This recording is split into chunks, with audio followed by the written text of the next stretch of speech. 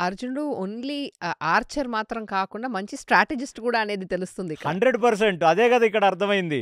అంటే ఒక రౌండ్ ఏసి వచ్చేసాడు. ఆవులన్నీ పెద్ద పెద్ద నాదంతో పరిగెత్తేసాయి.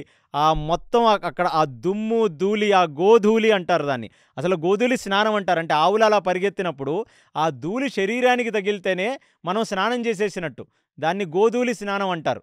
కాబట్టి ఇప్పుడు ఆ గోధూళి తన శరీరం మీద పడిన అర్జునుడు ఇంకా అంటే చేసిందేంటి ఆవులని ప్రొటెక్ట్ చేయటం అనే ఒక పని.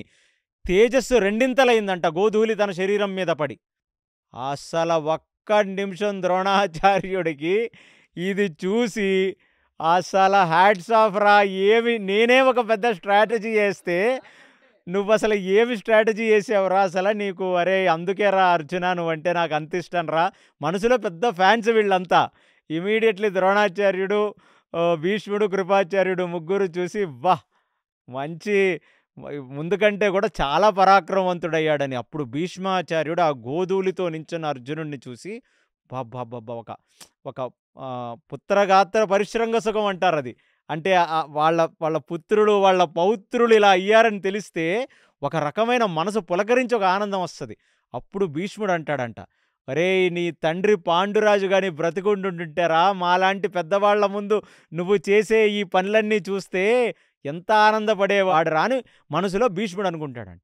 అలా అనుకున్నాడు సరే, ఇమ్మీడియేట్‌లీ స్వర్గలోకంలో ఉన్న పాండురాజు గారు ఇంద్రుడిని అడుగుతారు, "నేను ఈ యుద్ధం చూడాలి. నా కొడుకు 13 సంవత్సరాల తర్వాత చేస్తున్న మొట్టమొదటి యుద్ధం" అనగానే ఇమ్మీడియేట్‌లీ దేవతాగణం, ఎందుకంటే చెప్పాను కదా, వీళ్ళు రాజసూయ యాగం చేసిందే తన తండ్రైన పాండురాజు యమసభ నుంచి ఇంద్రసభకు వెళ్ళాలి అని. ఇప్పుడు ఇంద్రసభలో కూర్చున్నాడు పాండురాజు. పాండురాజుతో పాటు అక్కడ వరుణుడు, చంద్రుడు, వాయువు, సమస్త దేవతాగణం. ఎందుకంటే ఈ అర్జునుడే ఎళ్ళి ఇంద్రలోకంలో అంటే స్వర్గలోకంలో వాళ్ళకు కూడా హెల్ప్ చేసి నివాత కవచుల్ని చంపొచ్చాడు కదా! అసలు ఇతను చేస్తున్న యుద్ధం ఏమిటో చూడాలని మొత్తం స్పేస్‌లో పెద్ద పెద్ద విమానాలు వాళ్ళ వాళ్ళ విమానాల్లో వచ్చి స్టేడియం లాగా నిండిపోయింది. ఆకాశం మొత్తం చూస్తున్నారు. అబ్బబ్బా! అప్పుడు ద్రోణాచార్యుడు అనుకున్నాడు, ఏ ముహూర్తాన భీష్మ పితామహాను వాళ్ళ తండ్రిని తలుసుకున్నారండి. మొత్తం ఆకాశంలో దేవతాగణమంతా వచ్చి చూస్తుంది కదండీ అని. తర్వాత భీష్ముడు తలెత్తి చూస్తే శంతనుడు కూడా కూర్చొని ఉన్నాడంట పైన.